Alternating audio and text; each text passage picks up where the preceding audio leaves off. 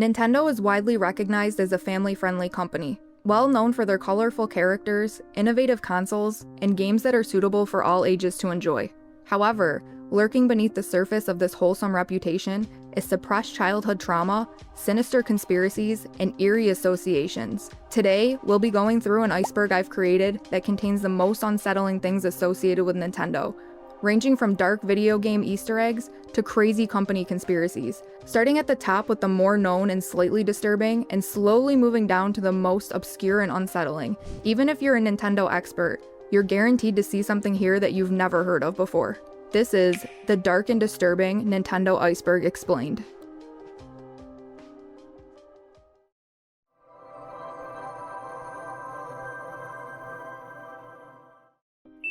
Lumio City Ghost Girl. In Pokemon X and Y, on the 4th floor of this hotel in Lumio City, there's a girl standing with her ear pressed against a wall like she's listening for something. When you speak to her, she says, "Don't talk to me. If you do, I won't hear the elevator." Down the street from the hotel, there's a 3-story office building with an elevator. Taking that elevator to the 2nd floor triggers a weird cutscene. In the cutscene, a girl that looks exactly like the girl from the hotel appears behind the player, standing still while the lights flicker. She then moves out from behind the player and floats past them, stops and says, "No, you're not the one," and then slides out of the frame. If you search the building afterwards, you'll find absolutely zero trace of her, implying that she vanished into thin air. So this ghost girl has made appearances in other Pokemon games, but this specific encounter with her from X and Y is one of the most infamous, and in my opinion, the creepiest. People have been trying to figure out her origin and backstory for years now, but it doesn't seem like we'll ever get the full lore from the devs.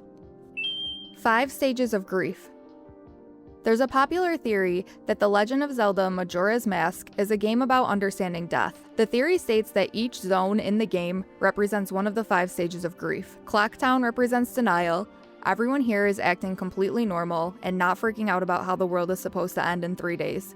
The mayor even decides not to cancel the upcoming carnival or to evacuate the town. The swamp represents anger. Here, the Deku King blamed an innocent monkey for the disappearance of his daughter and was taking his anger out on everyone around him. The mountain represents bargaining.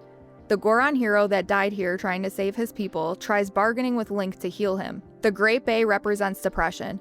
The Zora mother that lives here lost her eggs and now spends her time helplessly staring at the ocean. And the canyon represents acceptance. Since everyone here is already dead, Link has to move on and keep doing what he can to save the world and the people that he still can save. So why is Link experiencing the 5 stages of grief? Well, since Majora's Mask starts off with Link searching for Navi, the theory states that Navi is actually dead, and the journey of Majora's Mask is really just Link overcoming and coping with this life-changing event. What do you think, though? Hanging Luigi. In Luigi's mansion on the GameCube, in an attic-type room towards the end of the game, there's a ringing phone on a table. Luigi answers the call and is greeted by Toad, who tells him that there's a blackout in the house and asks for his help with restoring the power. Players notice that while Luigi's on the phone, lightning will strike randomly, briefly lighting up the attic. When this happens, Luigi's shadow is casted on the wall and it appears to be floating or like hanging from the attic ceiling. This has led to many theories, with the most popular being that Luigi was dead for the entire game. However, these theories have since been debunked, as it was determined that Luigi's shadow was actually just a glitch due to the GameCube's lighting engine. The glitch is not present in the 3DS remake of the game. This is still disturbing though. Lavender Town Syndrome. Lavender Town Syndrome is a creepypasta related to the 1996 Pokemon games Red and Green. The story claims that kids in Japan were experiencing physical and mental illness, and some were even committing after listening to the background music that plays in Lavender Town. They mention that the music contains high-pitched frequencies that only kids can hear, and it drives them insane. Here's a clip of the music.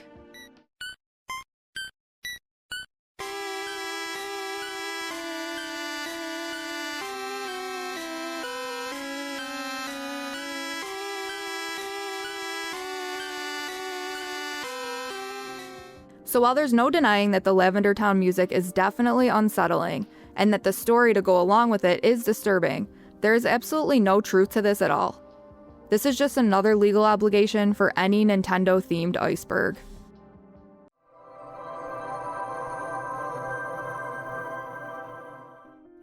Shiverburn Galaxy Creatures. In Super Mario Galaxy 2, a group of shadowy figures can be seen way off in the distance at the top of the mountains in Shiverburn Galaxy. The figures are all black with a lanky type build and have no face except for 2 hollow eyes. There's no way to interact with them, and they aren't talked about by any of the NPCs in the game.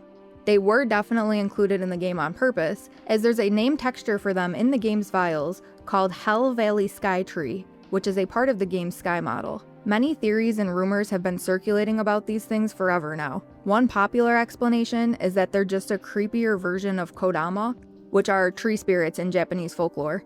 But this has not been confirmed by Nintendo, and it most likely never will be. They did, however, make a little reference to them in the WarioWare trailer, which was somehow creepier than their original appearance. Super Mario 3D Land 4-4 Ghost. In the end of level 4-4 of Super Mario 3D Land, if you go around the flagpole and stand in the upper corner of the level, a ghostly figure will slowly start to fade in after about 30 seconds. He stays there for a few seconds before fading away, back into the darkness. There's a theory that this creepy Easter egg has to do with the number of the level. In Japanese culture, the number 4 is associated with death and is considered extremely unlucky, like to the point that many of the buildings in Japan don't even have 4th floors. Using this logic, it does make sense that level 4-4 could be considered double the bad luck. Although this could be the case, another thing I should mention is that if you brighten up the image of the ghost, he looks like one of the Hell Valley Sky Trees wearing a Sky Guy mask. Not sure if that means anything though. Manhunt 2 Wii. Manhunt 2 was scheduled to release on the PSP, PS2, and the Nintendo Wii in summer 2007. Prior to its release, many activists and Protect the Children typed organizations were working overtime to try and get this game to be rated AO, or adults only, by the ESRB.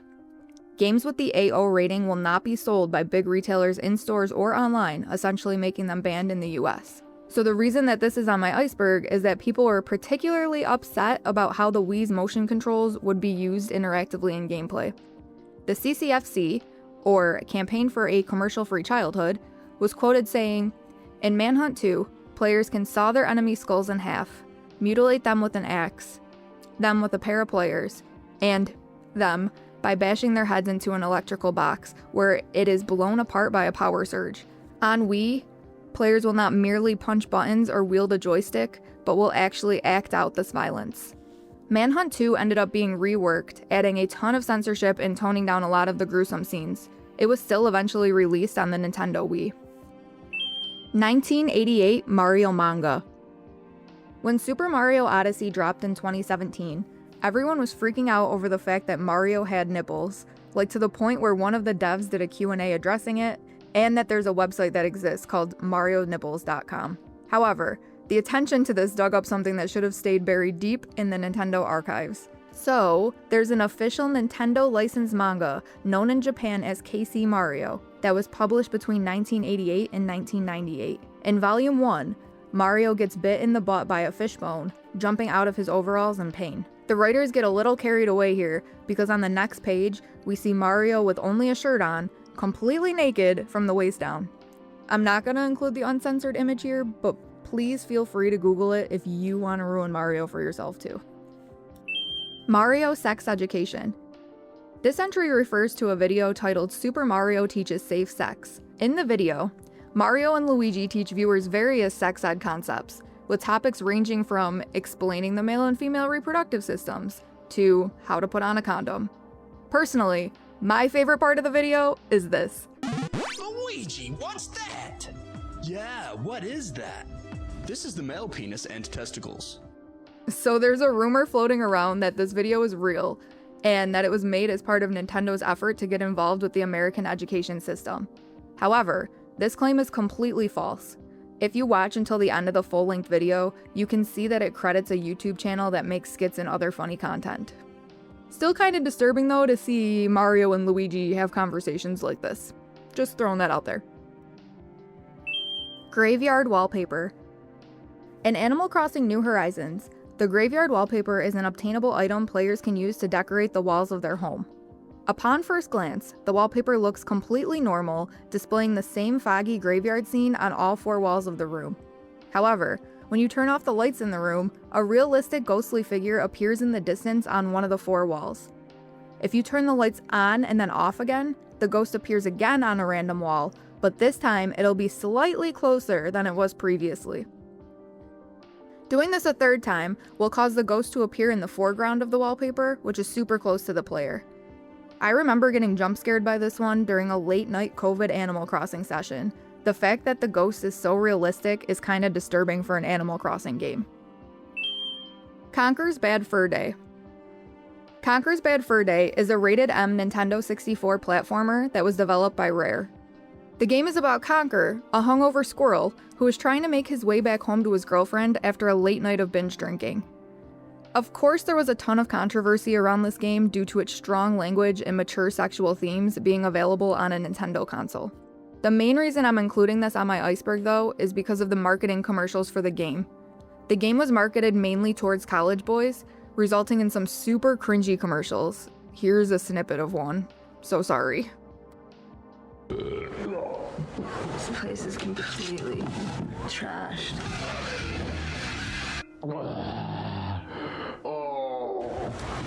He's paying for it now.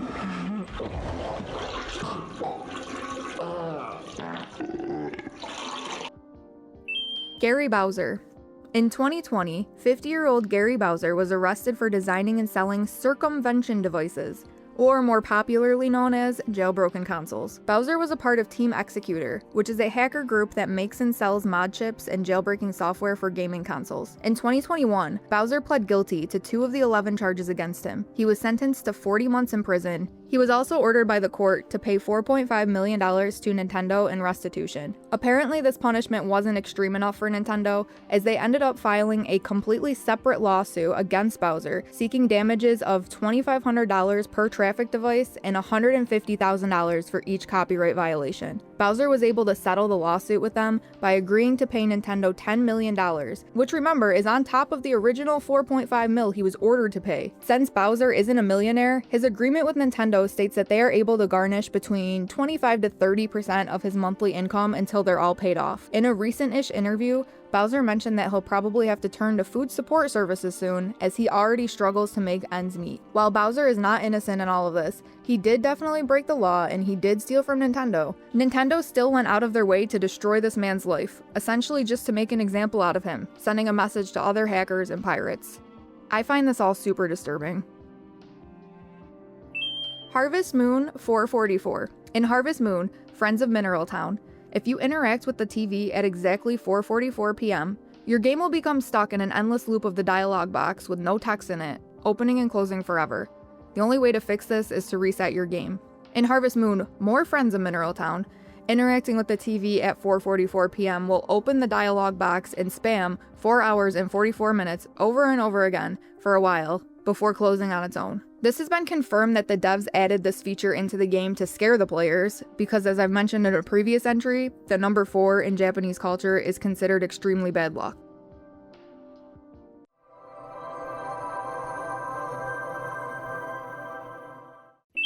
Tragic spawn rates.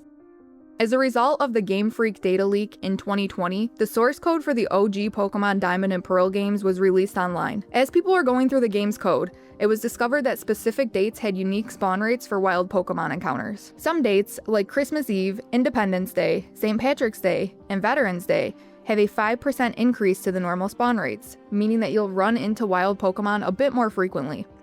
Others, such as Christmas Day and New Year's Eve, have a 5% decrease to the normal spawn rates, causing for less wild Pokemon encounters. It was also discovered that the dates of tragic world events have special spawn rates as well. There is a whopping 10% decrease in wild Pokemon spawns on dates like 9/11 and the Hiroshima and Nagasaki bombings.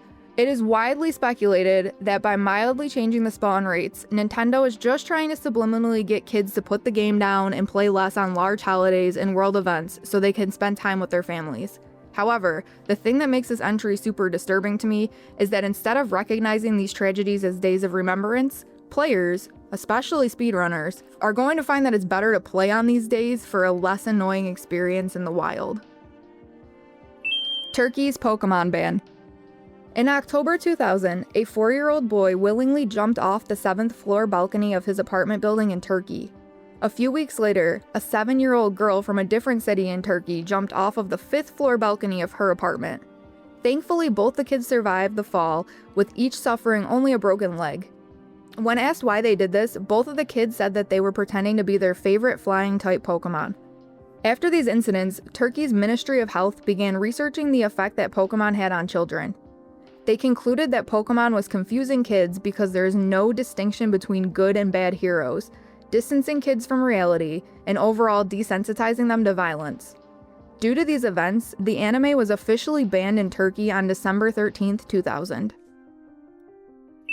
Deku Dead Son. Not only is this another Majora's Mask entry, it's also known as one of the saddest moments in gaming history. Tell me something that's sadder than this, please. Anyways, long story short, in the beginning of Majora's Mask, Link is cursed and turns into Deku Link. During this time, he sees a tree that resembles a Deku scrub, and Tattle mentions how it looks sad. Link races with the Deku butler, as he is promised to receive the Mask of Sense if he wins. After the race, the butler apologizes to Link for going so fast during the race, and explains that Link reminds him of his son he used to race with frequently. At the end of the game during the credits, we can see the Deku butler sobbing next to the Deku scrub-looking tree from the beginning of the game, implying that the tree is his lost son.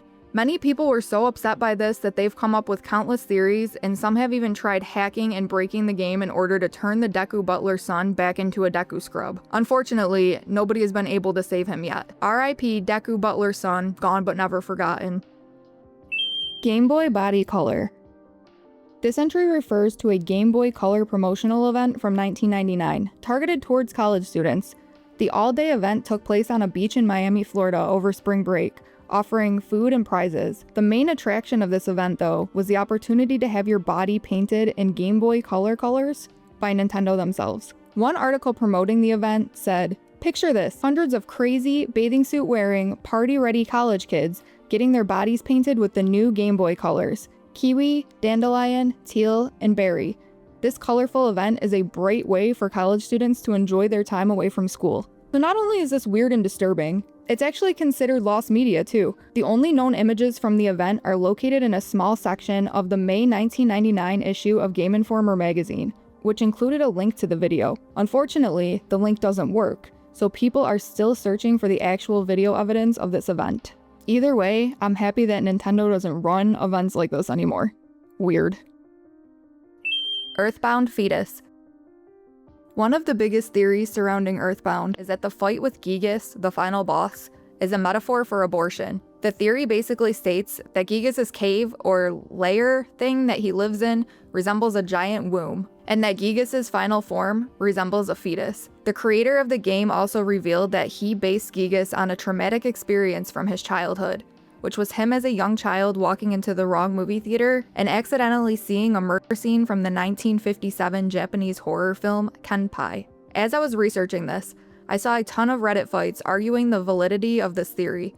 It seems like you either believe this with your entire heart and soul, or you are so sick of hearing about it and you just want it to go away. I've never played this game though, so I have no opinion on whether this one is true or not. Let me know what you guys think. Super Hornio Brothers. Super Hornio Brothers 1 and 2, yes, there are 2 of these, are porno parodies of the Mario video games from 1993. The main character of these films are Squeegee Hornio, his brother Ornio Hornio, King Pooper, and Princess Perlina. I can't show too much of this, but there is a whole plot line to these movies that you can find on Google if you're interested. Obviously, Nintendo did not like this at all, but instead of ignoring it altogether, they ended up purchasing the rights to both of these movies shortly after their release to prevent the distribution of them. Nintendo also bought as many copies as they could and destroyed them. So Nintendo owns the rights to 2 pornographic Mario movies, which I guess makes them canon. This is definitely disturbing for a family-friendly based company. You Cannot Beat Us. You Cannot Beat Us is an NES commercial that aired in Australia in 1987. The commercial features antagonists such as the Duck Hunt dog, Lackey 2, Bowser, and a generic Nintendo guy. It's narrated by a weird monotone computer-generated voice, mainly just repeating, "You cannot beat us, we are Nintendo," over and over again.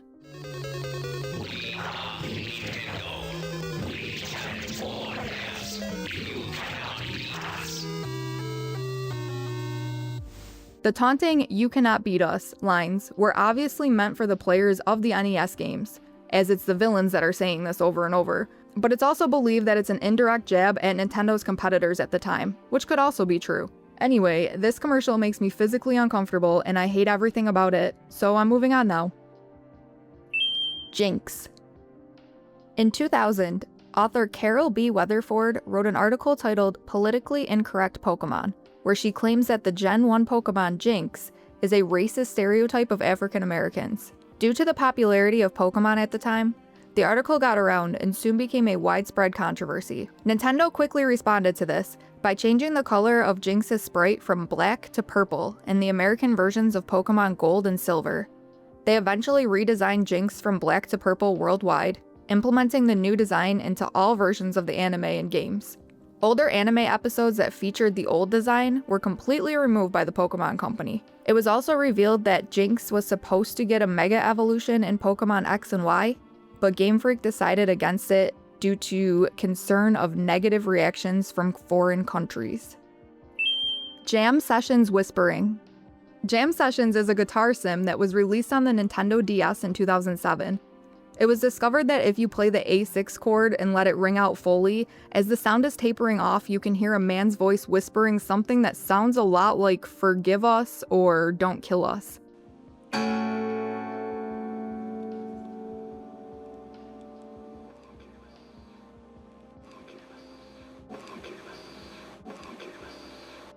The devs ended up addressing this, claiming that the whispering is just someone saying "next" in Japanese, as in time to move on to the next chord.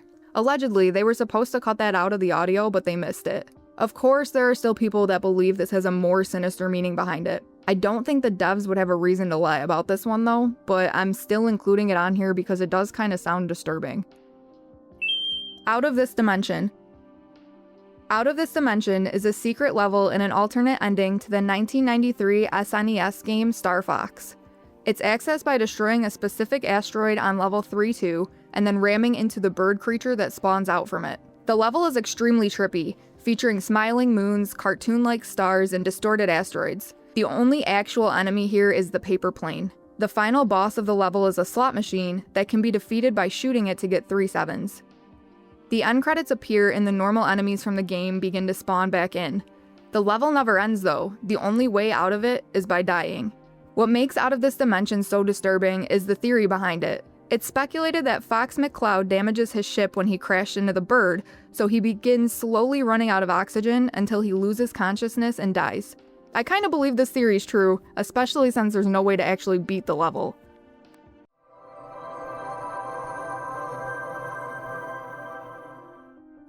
Nintendo, A Sad Story.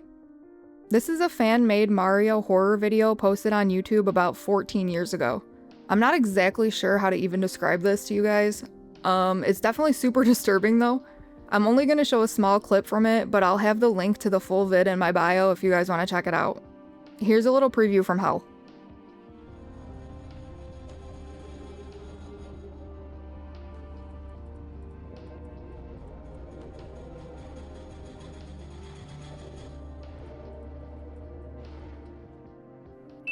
Anti-piracy screens. Anti-piracy screens are essentially a message, sometimes with imagery, that appear when you try booting up a pirated copy of a game or a movie. These are not intended to be scary, they are just meant to protect a company's product from theft.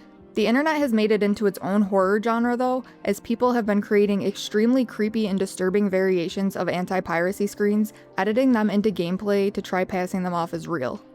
So one of the first real anti-piracy screens featured in a video game was this one from Donkey Kong.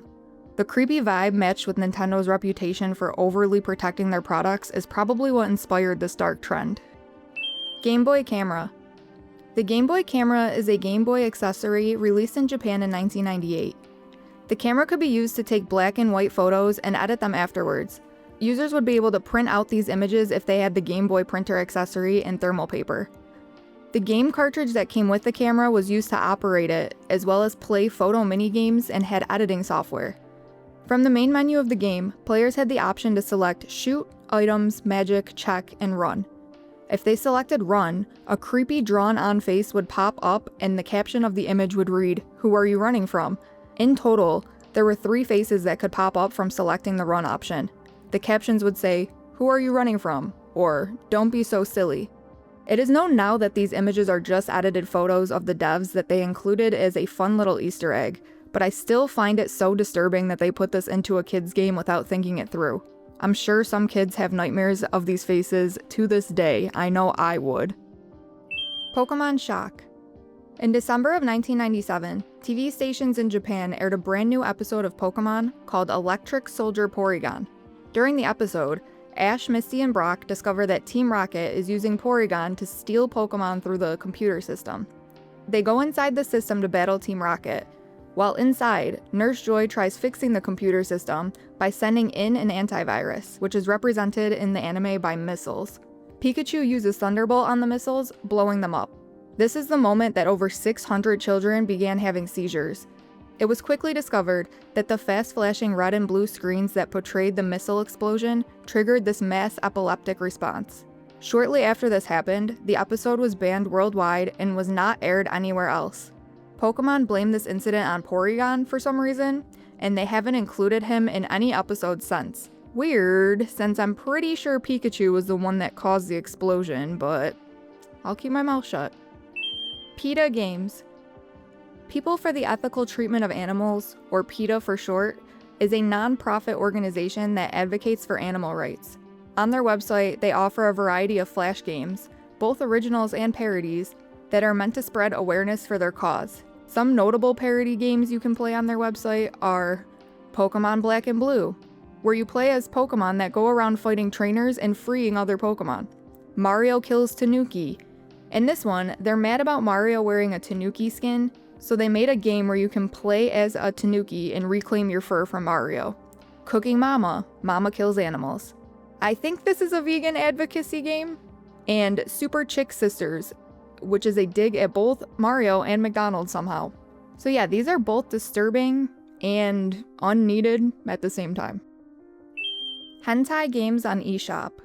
So there's not much information about this, but lately there's been a huge influx of hentai games available for purchase on the eShop. Some are AI, some are real, made by actual people. This is fine, but Nintendo is having a hard time separating it from the kids section. There have been many instances already of kids seeing these games while they're browsing their age restriction version of their eShop. Someone on Reddit is actually putting together a complaint about this to send over to Nintendo. Hopefully they'll fix this in the near future. Wario MDMA.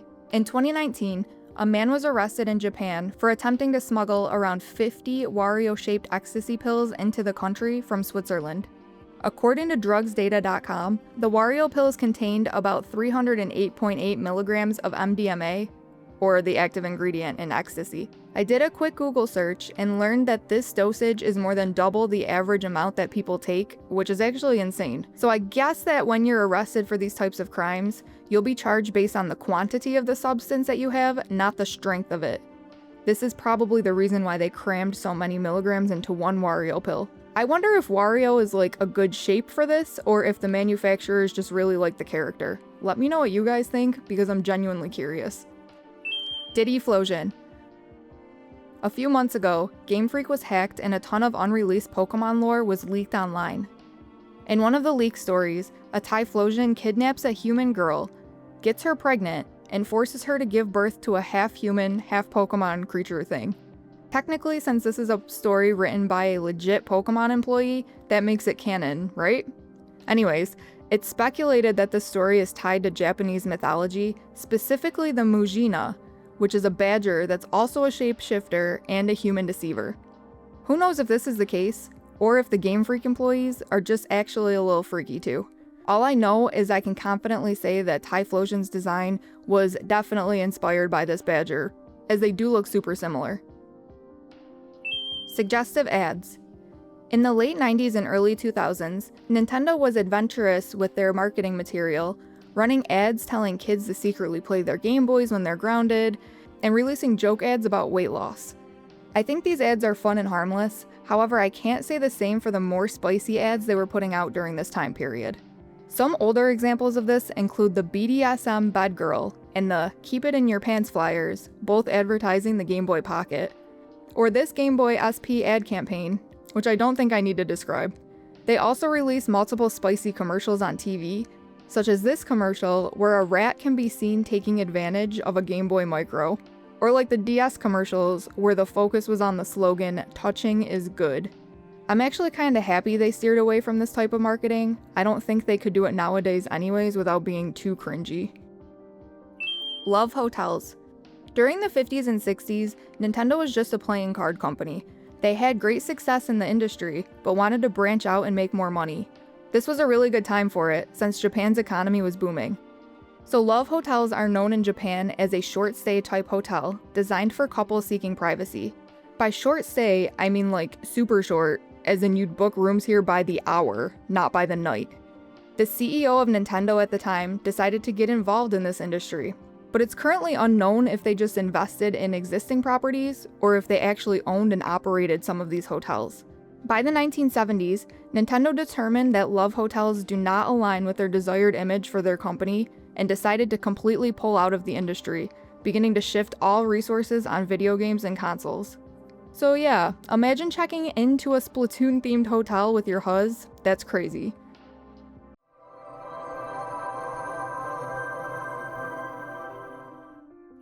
Pokemon Go and the CIA. Alright, so this one may make me sound a little crazy, but stay with me. In 2001, a man named John Hank co-founded Keyhole Inc., which was a company that developed 3D mapping software. In 2003, during the United States invasion of Iraq, the CIA contracted Keyhole Inc. to assist them with their defense mapping databases. In 2004, Google acquired Keyhole Inc., and John Hank led Google's Geo division, which is the foundation of Google Earth, Street View, and Maps. Eventually, Hank goes on to start the company Niantic Labs, which developed and published Pokemon Go in 2016. So basically, the theory here is that since John Hank has been funded by the CIA previously, it's likely that he has another contract with them and is using Pokemon Go as a way to collect massive amounts of data. While this is a stretch, it has been confirmed recently that Niantic has been using all of the data gathered from Pokemon Go users to create an AI navigation system. So I guess it's not that far of a stretch. Luigi Mangione 286.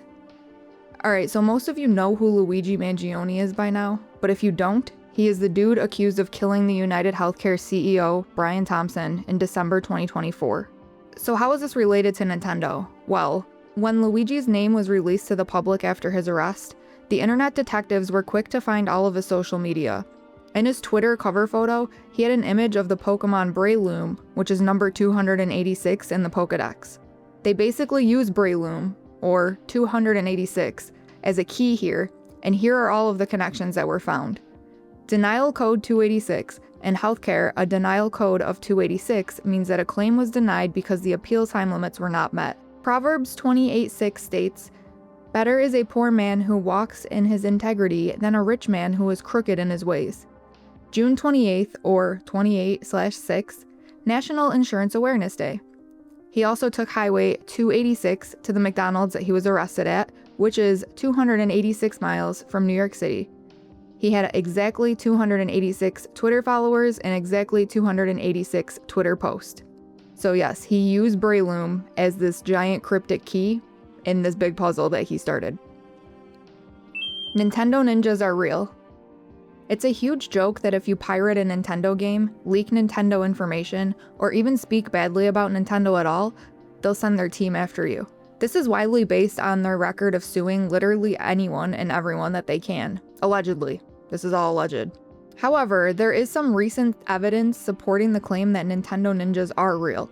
During the Giga Leak of 2020, detailed documents of a 2013 surveillance operation against a 3DS hacker were posted on Twitter. The leaked documents appeared to be a full-blown stalking of this hacker, listing many of his personal details, such as where he worked, his daily routine, what time you could find him at home, what bank he goes to, etc. Included with the documents was a full-page flowchart of a plan to approach the subject and how to handle various reactions that he may give. I can't confirm if this is 100% real or not, but it doesn't seem like it's out of the realm of possibilities for this company. Vaporeon. Let's get this one over with as soon as possible. Back in 2018, some absolute degenerate posted this on 4chan. I'm not going to read it all, but basically it says how Vaporeon is the most breedable Pokemon for male humans, and then gives a bunch of supporting evidence as to why. This quickly went viral, with people posting it everywhere they could, as well as making their own memes that essentially agree with OP's statements. I usually wouldn't think much of this, however I feel like some of these people are actually being for real when they talk about this, especially the ones still dragging it on in the big 2025. Burger King Pokeball. In the late 90s, Burger King launched a 2-month-long kids' meal toy promotion to hype up the release of the first Pokemon movie. The toys consisted of different Pokemon figures, each housed in a plastic Pokeball that you could pop open into 2 halves.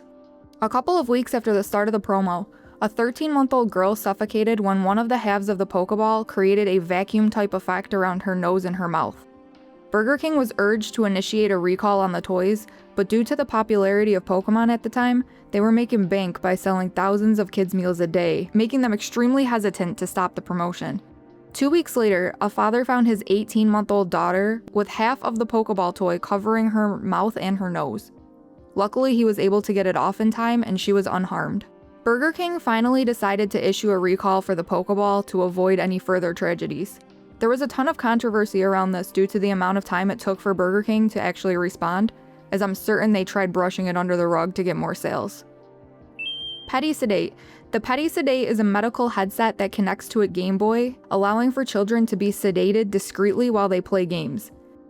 This was invented by an anesthesiologist in 2009 and is not officially endorsed by Nintendo. The Petty Sedate itself is super creepy to me for some reason, but the video they made to promote it is way worse. Just watch.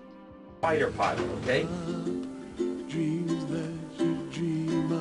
Once the child is sufficiently sedated, the doctor can perform the surgical procedure without having to use restraints. After a brief recovery time, the child has only a vague memory of the procedure. Well, I have soda for drink. I literally hope I never have to see this again. Please. SwapNote shut down. SwapNote was a free app for the 3DS where you could use the stylus to draw notes and pictures and send them to your friends online or locally. Kinda like an upgraded version of PictoChat.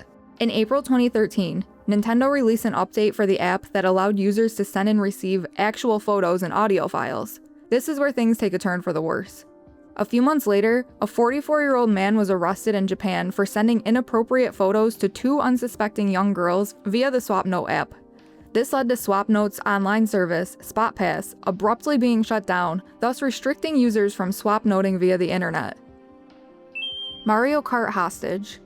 In the files for Mario Kart Arcade GP, there's an image from the Bestland School hostage crisis, which was a terrorist attack where over 1,100 people were held hostage and over 300 people died. Since the crisis happened in 2004 and this game was released in 2005, it's speculated that the devs just used a photo that they found in the news as a texture placeholder, but forgot to replace it before releasing the game. It's pretty wild to me though that they decided to use this photo as a placeholder. You think they'd be more careful, especially since they're making a game for kids.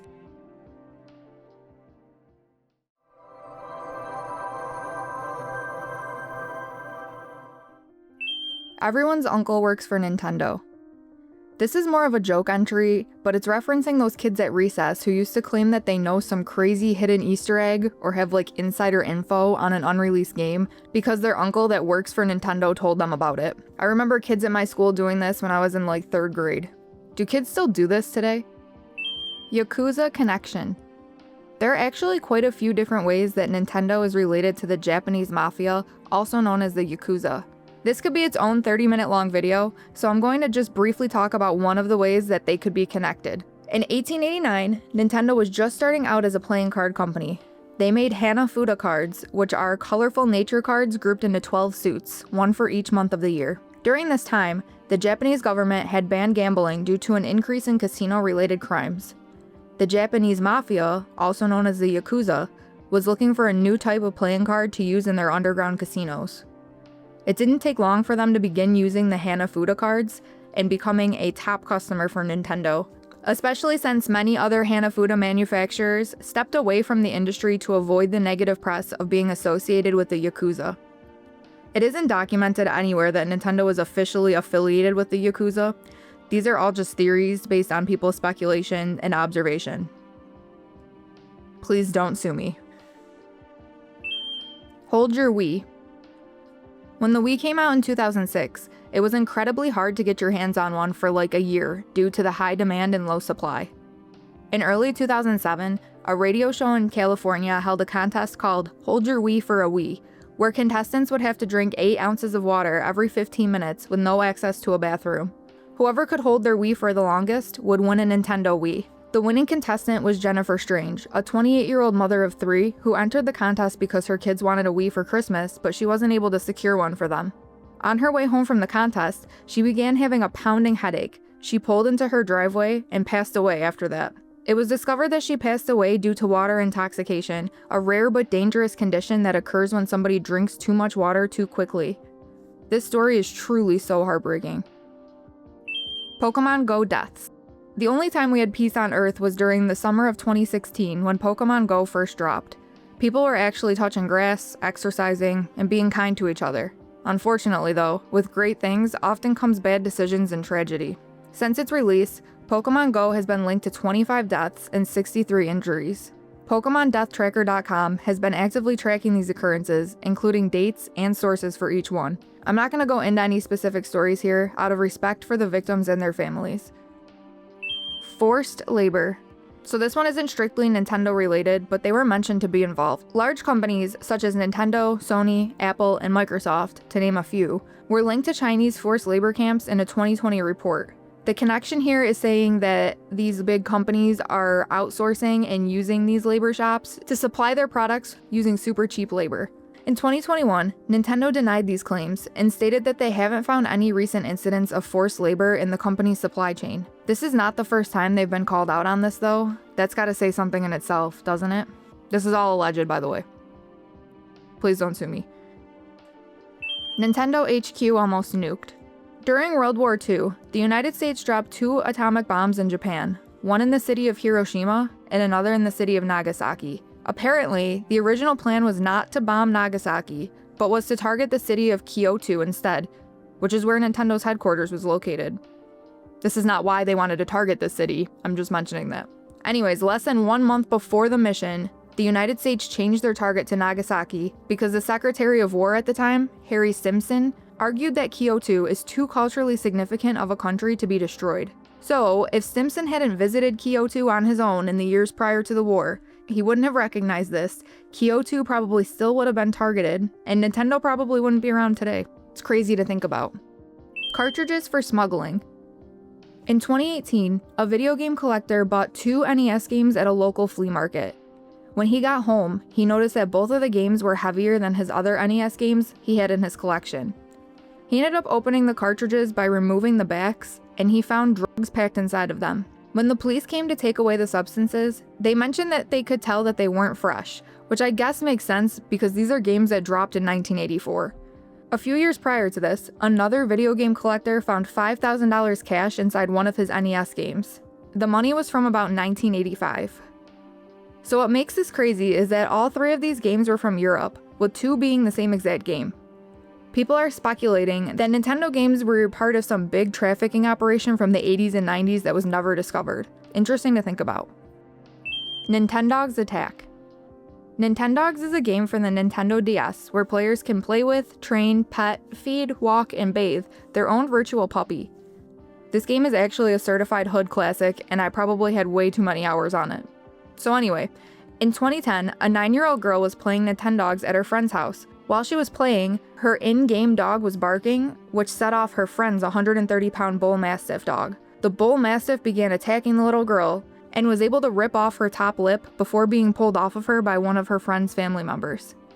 Thankfully, she survived the attack and was able to have her lip surgically reattached. Her grandmother solely blamed Nintendo for the attack and was quoted saying, "I think this game should carry some kind of warning. People should be told not to play it when there are dogs in the room. I blame the game for what happened to Megan. If they hadn't been playing it, I don't think the dog would have gone for her." So yeah, this one is a tragedy. I don't think it was necessarily the game's fault, but still very, very sad.